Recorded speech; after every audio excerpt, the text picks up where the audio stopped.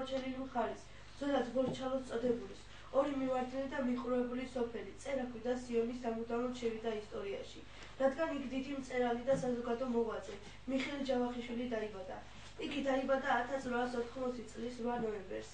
თავისი მშობლიური მხარის შესახებ იგი წერდა: წერაქვი ერთადერთი ქართული სოფელია გაღმა ბორჩალოში.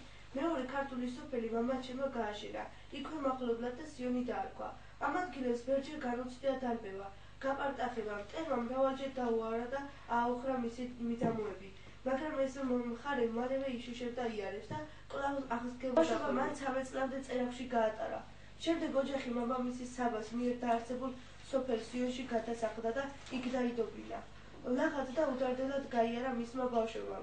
პატარაობიდანვე ავლენდა ბუნებით მომადლებულ ნიცა და უნარს, რითაც განსხვავდებოდა თავისი ტოლ მეგობრებისგან. შემდეგ 1892 წელს მშობლებმა მიხეილი წინამძღვრეთკარიანის სასოფლო-სამეურნეო სასწავლებელში მიაბარეს. მან თავისი ნიჭის წყალობით თავიდანვე ამ სასწავლებლის გამოჩენილი პედაგოგების უზრუნველობა და ყურადღება დაიმსახურა. 1912 წელს ჯავახიშვილმა ორჯონიკიძეში ცოლად შეირთო განათლებული და მეოჯახი ქალი ლიუბა ჯაჭვაძე. 1913 წლიდან 1918 წლამდე მიხეილ ჯავახიშვილი მის მიერ დაარსებულ საქართველოს სამრეწველო პალატაში მუშაობს.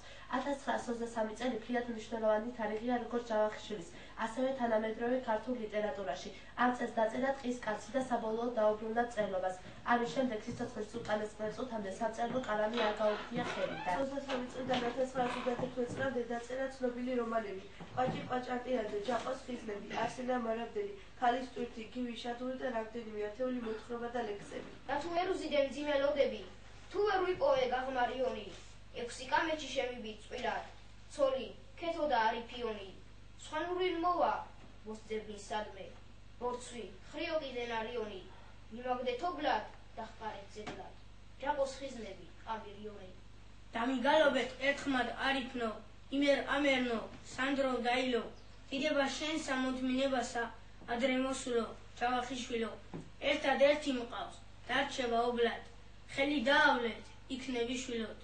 ვა, ნეტა შენსა მოთმინებასა, გვიან მოსულო, ჯავახიშვილო. მიხეილ ჯავახიშვილი აქტიური საზოგადო მოღვაწე იყო. ის მონაწილეობას იღებდა მწერალთა კავშირის ორგანიზაციულ მუშაობაში, მუზეუმების დაარსებაში, ქვეყნის პოლიტიკურ და კულტურულ ცხოვრებაში. ჯავახიშვილი ფართოდ სარგებლობდა ქართველი ხალხის დობით.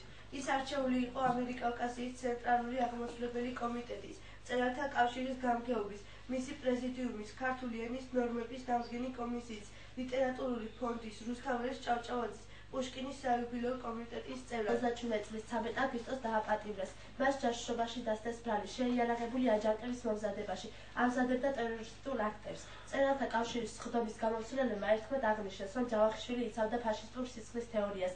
ბერია გაბოროტებული იყო ჯავახიშვილზე, ავად მოიხსენიებდა. მან პროტესტი განუცხადა პირველ დივანს იმის გამო, რომ მეტეხის პლატოზე ძველად ძველი ტაძრის დანგრევას აპირებდა.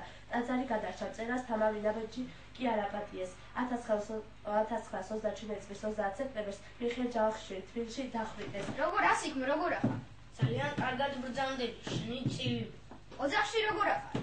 სულ კარგად ხართ, გენაცვალე. რამდენი შვილი გყავ ჯაყო? 12 გყავს, გენაცვალო, მაგ თვალებში. ვა, როგორ მოახერხე მაგდენი ჯაყო? აშა-მაშა, აგრე ვიცი.